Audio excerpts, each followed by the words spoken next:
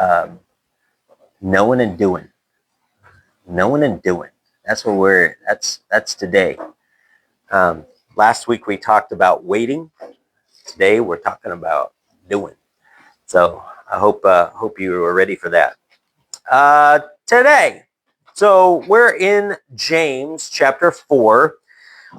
We're actually going to be starting in verse 13, but before we do that, we want to back up to 11 and 12, which we just talked about. I kind of made a few more notes on here because sometimes when I'm talking, I forget to do that. And somebody kind of erased some of these things, so if it looks like a third grader wrote this, it's because I was trying to fill in the lines. Rather than rewriting the whole thing, I should have just rewrote it, but whatever. So this section that we're talking about is playing God, or being judgmentalness, or sin, which we'll get to here in a little bit.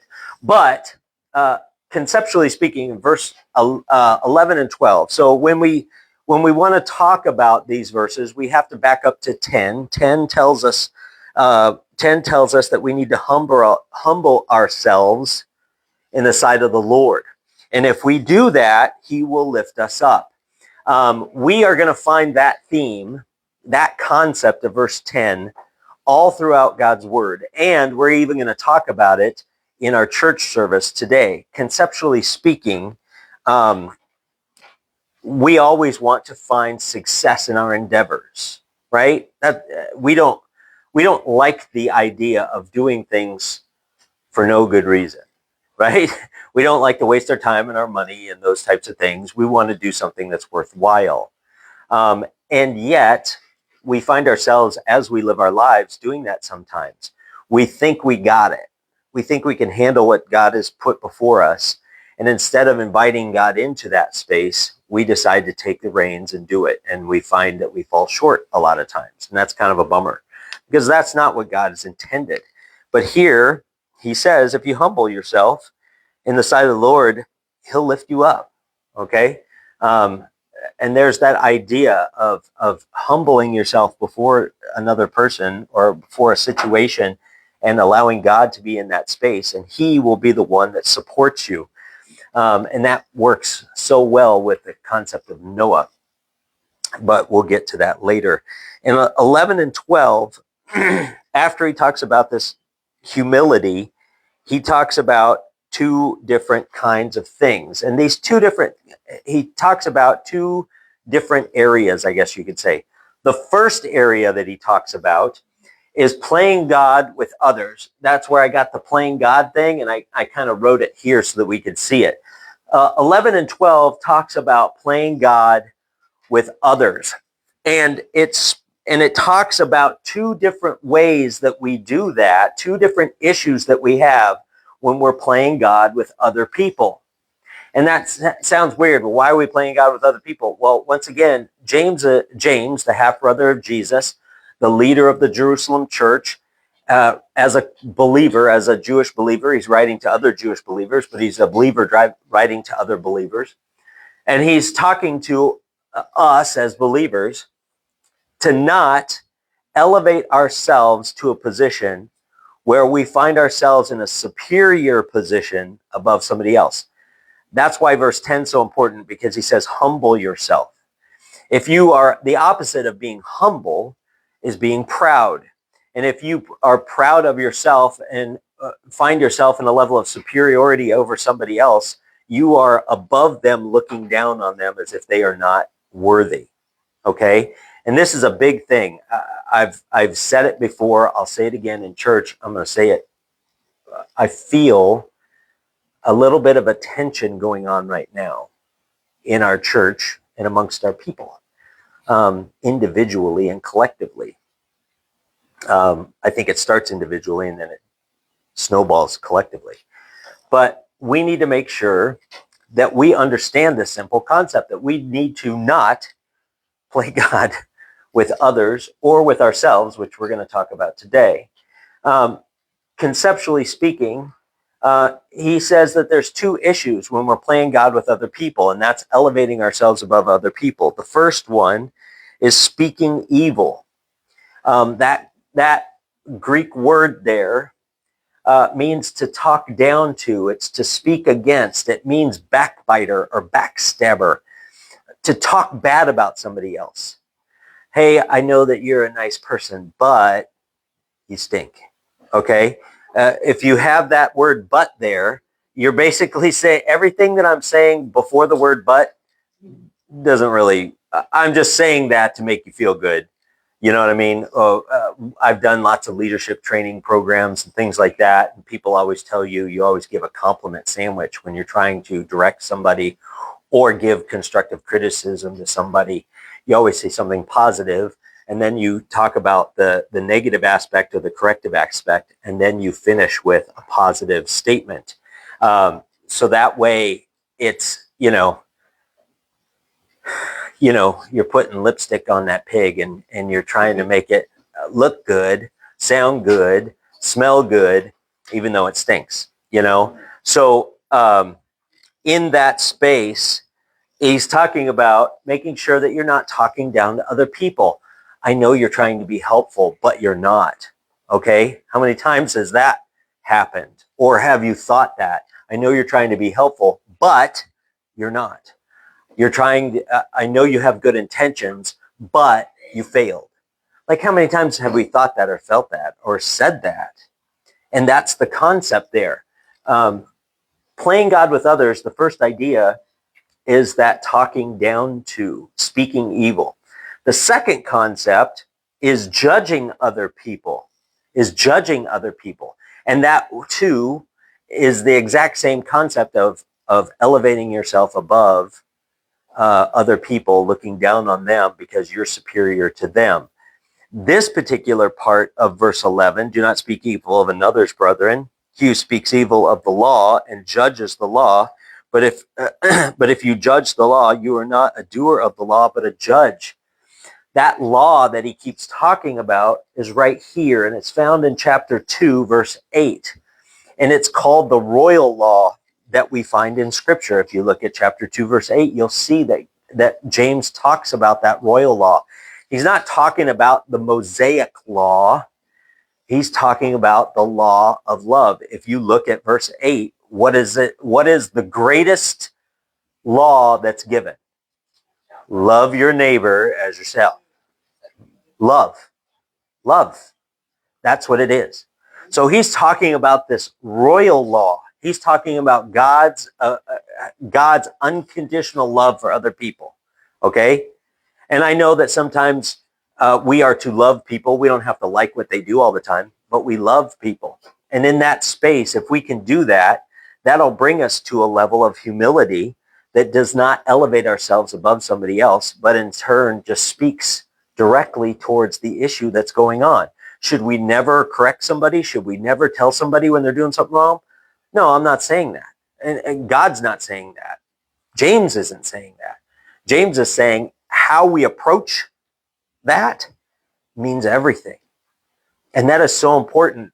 I talk to parents about that. I talk to youth directors about that. I talk to pastors about that. I talk to a lot of people about that. You could be 100% right in what you're saying and what you're thinking. But if you say it in a manner which is inappropriate or disrespectful, then you have now disqualified yourself. Paul talks about that. Paul talks about that 1 Corinthians. Okay? 1 Corinthians. He tries to become all things to all people in an effort to save some. He knows he can't save everybody, but he knows that if he presents himself in a poor way, he will disqualify himself from being able to tell people the truth. Okay? Truth is still the truth, but how we handle that truth and how we approach that truth are very important. And he's talking about this concept of playing God with others. And then he jumps down to verse 12 and says, there's only one lawgiver. The law of what? The law of love. There's only one person that has the ultimate love, and that's God himself. That's Jesus. He has the ability to save and destroy. That's what verse 12 says. So that means he has the ultimate, what? Destroy, not destroy. Oh, yeah, sorry. I was trying to write. There we go.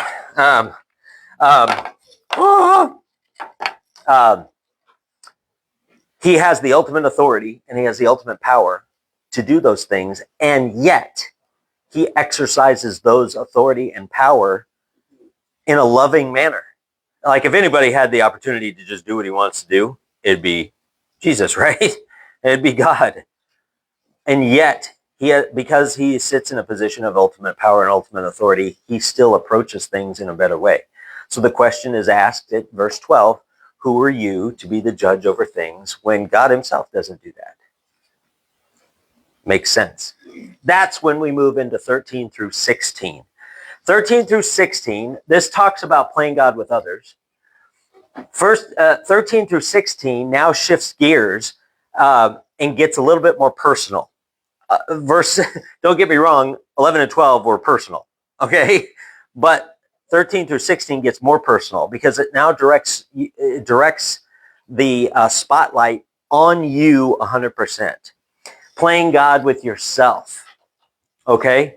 Now, verses 13 through 16 say this: "Come now, you who say today or tomorrow we will go to such and such a city, spend a year there, buy and sell, and make a profit. Whereas you do not know what will happen tomorrow. For what is your life? It is even a vapor that appears for a little time and then vanishes away. Instead, you ought to say, if the Lord wills, we shall live and do this or that. But now you boast in your arrogance. All such boasting is evil." I hope that you have a different, maybe some of you have a different translation because like the ESV and stuff like that, they translate that last bit as he who knows to do good and does it not, to him it is sin. Okay? It is evil. And that's in verse 17, which we'll talk about later. Where are you reading? Chapter 4, verses 13 through 16. In James chapter 4, verses 13 through 16. Okay? What translation do you have? ESV. Oh, that's why. Yeah. No, I don't. I have New King James. Oh, New King James. Well, then it should be there. It's in verse 16. But now you boast in your arrogance. All such boasting is evil. All right. Here, we're talking about ourselves now, not about others. We're talking about ourselves. Okay. And we need to make sure that we're looking at that because we have to look very closely at who God is. Are we God or is God God? Okay. That sounds silly, but it's really not, because in our lives, and we all do it. Maybe we don't all do it. I will not say that you do it. I know in my life, and maybe it happens in your life, that we like to compartmentalize God. Now, people will not admit that, but the truth of it is that is what each and every one of us does every single day. We compartmentalize God. Why? Because God is the sovereign God of our spiritual life. And yet, when it comes to my day-to-day routine, when it comes to paying the bills, when it comes to driving the kids to school, when it comes to going to my job, when it comes to the everyday average things that I do, like going to the store or whatever, that God doesn't care about that stuff. He doesn't care about that. So we compartmentalize God. If it's a spiritual thing, if it's Sunday, oh yeah, we let God out of that room. We let God out of that room because we're going to church. That's where God belongs. So church, oh yeah, for sure. We let God out of his room. But then Monday comes around and we take God and we issue him back into that room, that compartment in our head, and we close that door and say, hey, when I get in a bind, I'll knock on the door. And that's kind of a bummer, but we all do it. We all do it. And that's kind of sad because that means that who is God? Are we God, or is God God? Is he really the sovereign ruler over all things? Or is he the sovereign ruler over some things? That's a huge question. Okay? That's a huge question. And that's what he addresses here in 13 through 16. Okay? 13 through 16. We have that philosophy. When it comes to our relationships, our business decisions, our finances, our day-to-day routine, James knows that we all have those things. And yet when it comes to those things, he talks about this philosophy about how we play God with those things instead of letting God be in those things. So what does he talk about here?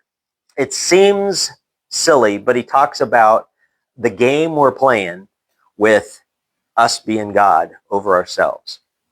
He talks about how the first thing he says is he comes off of saying, who are you to judge other people? Who are you to play God over other people?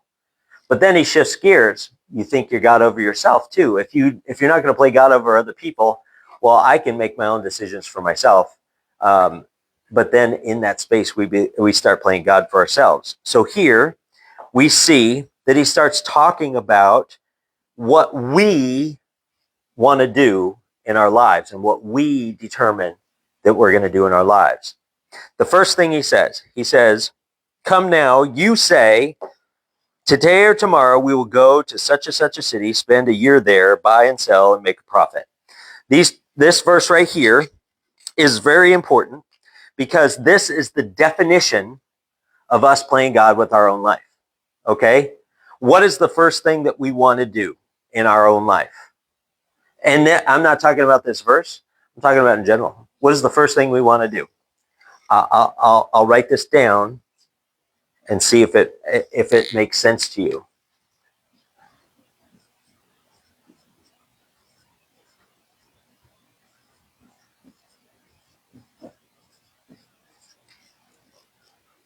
Set our schedule.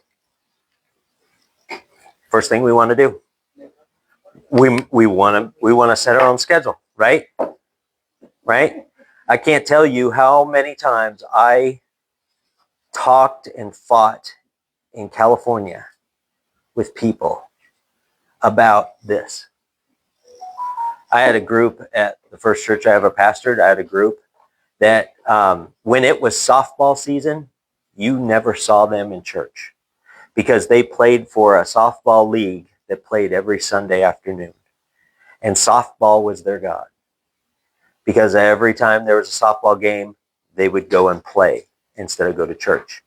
So there was literally 3 months where you didn't see them ever during the summer. And it wasn't because they were vacationing. It wasn't because they were sick or ill. It was because they were playing softball.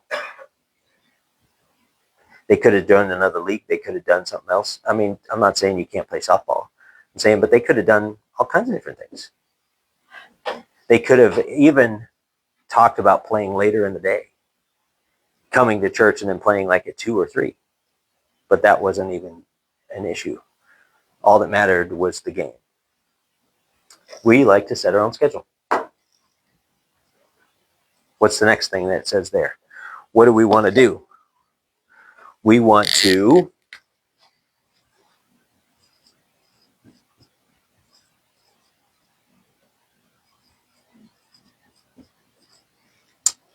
set our path. Okay? We want to set our schedule. Yeah, today or tomorrow, I'll get around to doing this. And then we want to set our path. I'm going to go here, or I'm going to go there. You know what I'm saying? There's no commitment in what you're doing or where you're going. I'm going to go here, or I'm going to go there. You know what I mean? I'm not trying to bash people in California. That sounds terrible. But, I think about some of those people that like to shop around. You know, they shop around at different grocery stores. They shop around at different fast food places. When I lived in California, I loved Slurpees. The slushy things, the icy things that we get here today, they're okay. but they're not a Slurpee. Slurpees are, oh yeah. The machine that they make, Slurpees are legit. And I could tell you where every 7-Eleven that sells Slurpees was in the Riverside area where I lived. We could be anywhere. And I'd go, hey, make a right, make a left. And we'd be at a 7-Eleven and I'd get me a Slurpee. Now, there were some Slurpees, there were some 7-Elevens I like going to more than other ones because at certain times of the day, I'd go to this Slurpee or I'd go to get a Slurpee at this particular location at this 7-Eleven and the machine would always be on defrost. Oh, that's so deflating. You go in there and you want to get yourself a Slurpee. I'm going in there to get me a Slurpee and the machine is on defrost and you can't get one. So now, oh my goodness. So what do? We'll have to trek across a couple miles down the road to get one if I want to get one at all. Well, that's a loose example. But we like to set our own path, right? I could go this way and it'd be more direct, or I could go this way. I could get a Slurpee on the way home. I'm still going to get one because we like to set our own path, right? Okay. What else do we like to do? We like to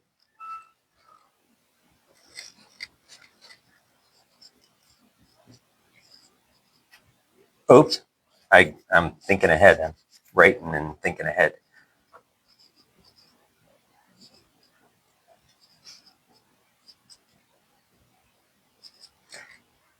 What else do we like to do? We like to set our limits. We like to set our limits, don't we? Hey, can you do this? No, I can't.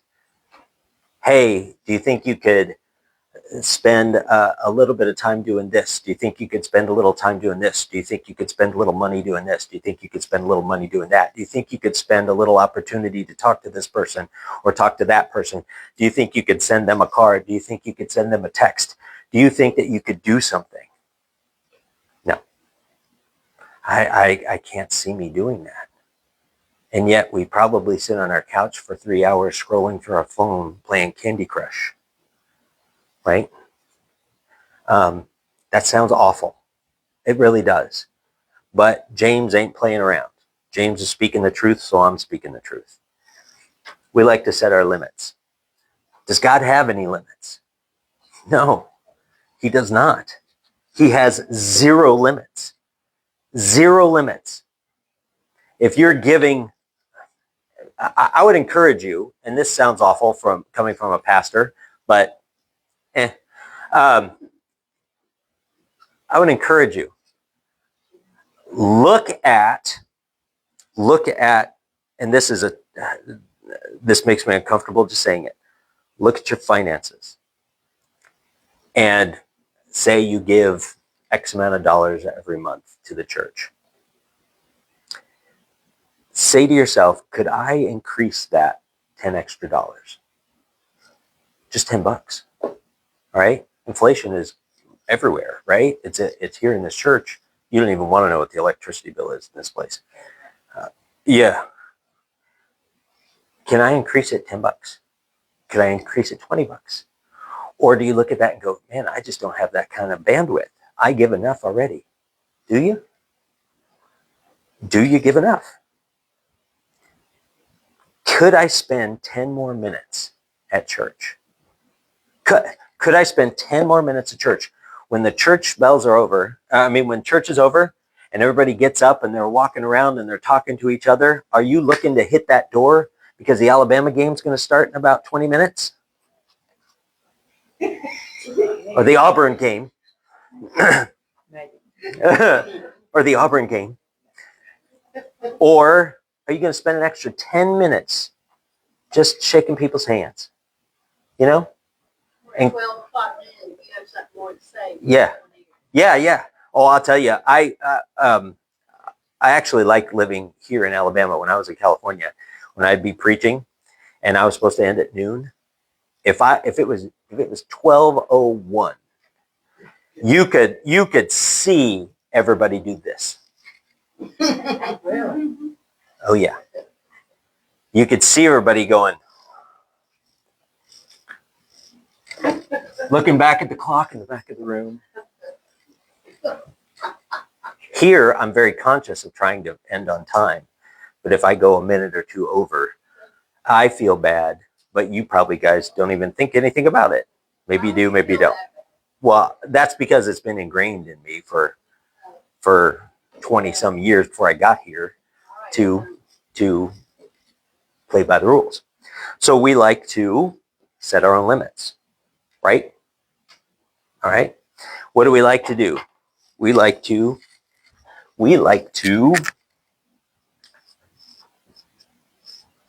oh man, I almost did it again.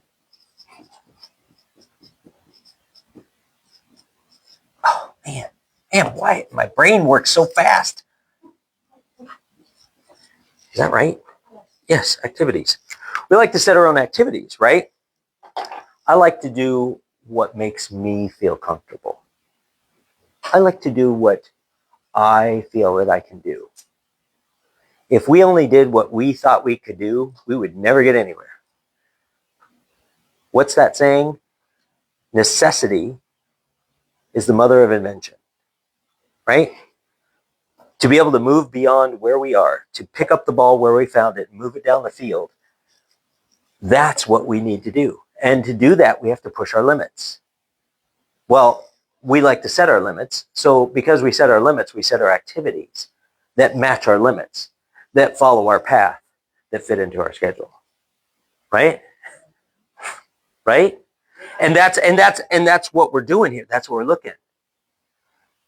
And that's what we're doing. And the last thing that we want to do is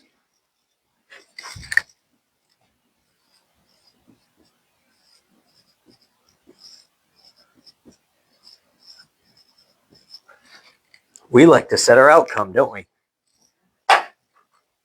We determine what is success. Where is enough? Yeah, exactly. Where is enough?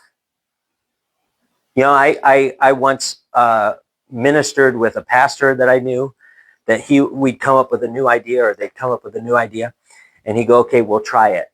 And he'd try it once. New Bible study, new whatever. He'd try it once. And he maybe get 2 or 3 people that showed up. And I said, okay, well, we're going to, we'd be talking. We go, okay, well, next week we'll see if we can't market it a little better. Maybe we can talk to some more people. He goes, no, I'm not doing it next week. What do you mean you're not doing it next week? Because we only had like 2 or 3 people show up this time. 2 or 3 people might have told 2 or 3. Yeah, exactly. I don't understand. Now, that wasn't the outcome I was expecting. I expected if I say I'm going to do something that 50 people show up. And if 50 people don't show up, then that's not success.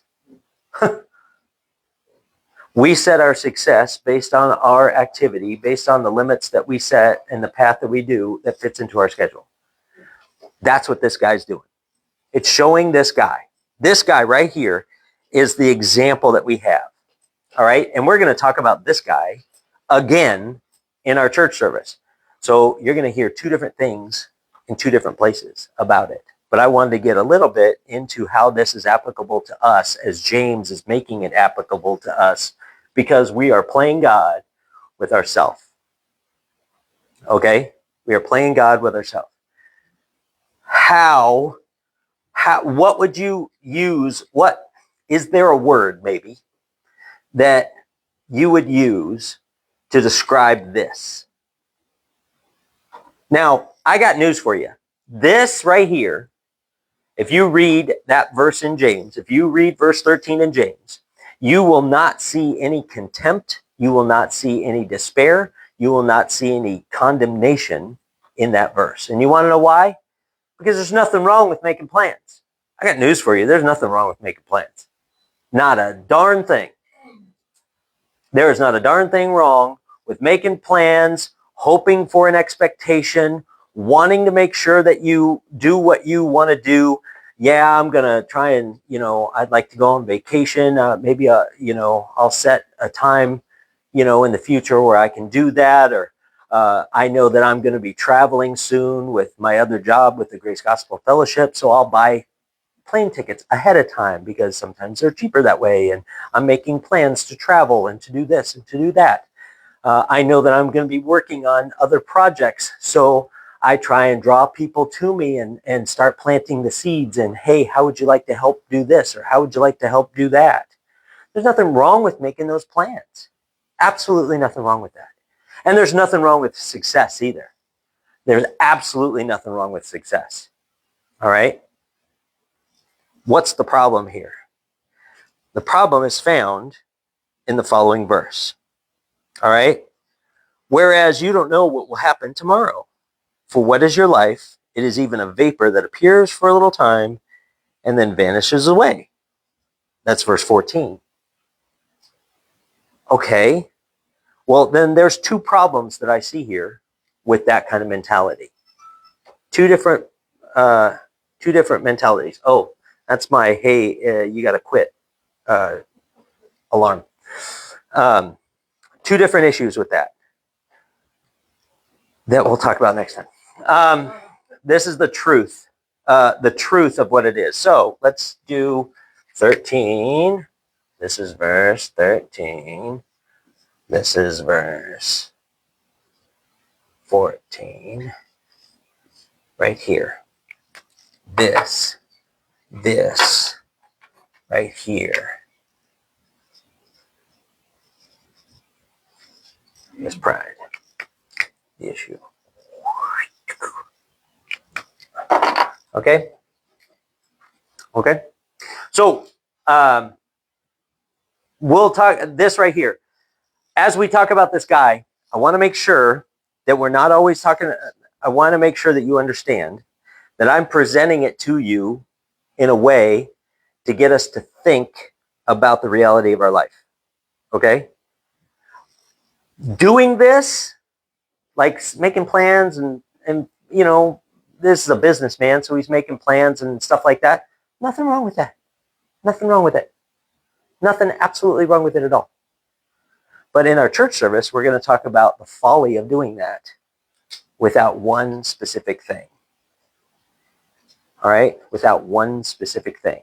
And we haven't gotten to that verse yet, but verse 15 answers that question. All right? But we haven't got there yet.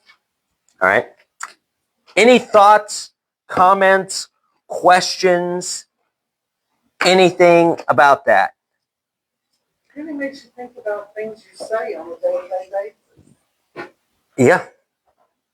Yeah. We all do it. Oh, I know. Tomorrow And- I'm going to Walmart or whatever. Yeah. But it's okay. Yeah. And that's it. And right. It's our plans. Right. Right. And that's the thing. I want to make sure that I make that clear that I don't want you to cripple yourself and not move forward in life because you're thinking to yourself, did I make that plan myself, or am I going to the grocery store to buy bananas?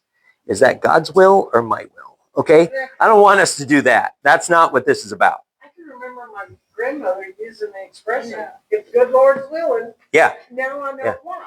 Yeah. She used that expression. Right. See you Sunday, Lord willing. Yeah. Right. Yeah. Yeah.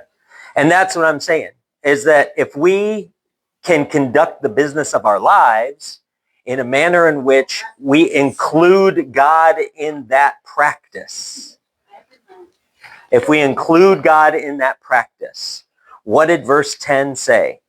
Humble yourself before the Lord, and what will happen? And he will lift you up. Okay? So, should I set limits? That kind of limits. Should I set my activities? Nothing wrong with making activities. Nothing wrong with making plans. You know? I've made tons of plans.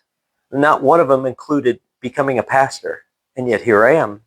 I made lots of plans about where I was going to live and what I was going to do. And yet here I am living in Alabama, moving halfway across the nation from where I was to right here. There's lots of plans that we make, but if God's involved in them, he'll lift you up. You know? Does that make sense? So yeah, so I don't want to badmouth making decisions. I am just hoping that we will consider dedicating those decisions to the Lord. And we're going to talk a whole lot about that in our church service. And so to do that, let's pray and we'll be done. Dear Lord, thanks so much for this chance that we have to look at your word and look at this example that James gives us about elevating ourselves above others and above ourselves. Dear Lord, it is you that is the one that has given us your love, your compassion, your mercy, your grace. And in that space, we should take those things and use them as a roadmap on how we should live and conduct our lives. None of us are perfect. None of us handle things in the perfect way. And you have told us that we don't do that, and we know that we don't do that. But in that space, we can find a level of humility. We can find a level of love for each other so that we can help conduct the business of our lives in a way that honors you. And in that space, you've told us that if we can humble ourselves in that way, you will lift us up.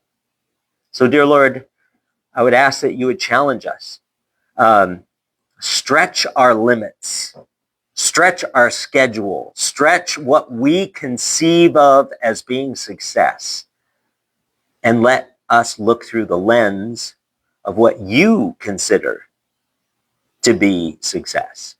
And we may change our perspective a little bit because we can't see things as you see them.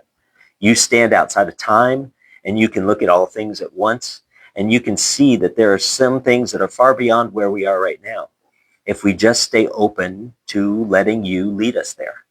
So, dear Lord, that's the challenge. Thank you so much for this time, dear Lord. Help us to truly honor you. Dear Lord, as we make plans, and we all do, we know that we do, and there's nothing wrong with making those plans, help us to include you in those. We ask it in Jesus' precious name. Amen.